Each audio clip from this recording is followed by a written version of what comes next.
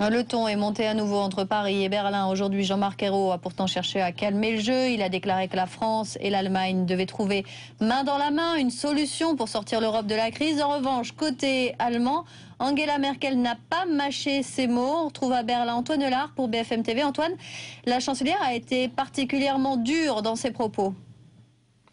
Oui, effectivement, Angela Merkel n'a manifestement pas digéré les critiques de Jean-Marc Ayrault. Le Premier ministre français lui reprochait ses formules simplistes. Eh bien, qu'à cela ne tienne, aujourd'hui, dans un discours devant des chefs d'entreprise, la chancelière réutilise les mêmes expressions et elle persiste et signe en enfonçant le clou.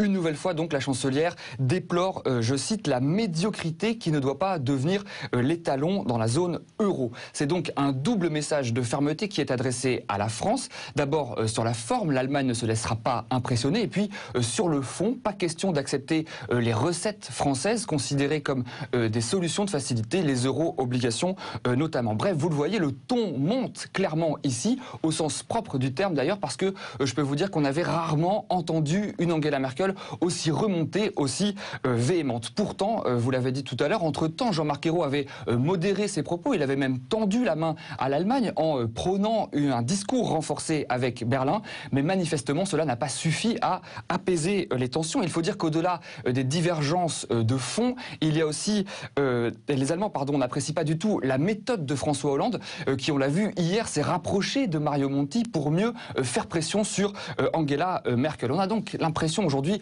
qu'un fossé se creuse irrémédiablement entre les deux pays.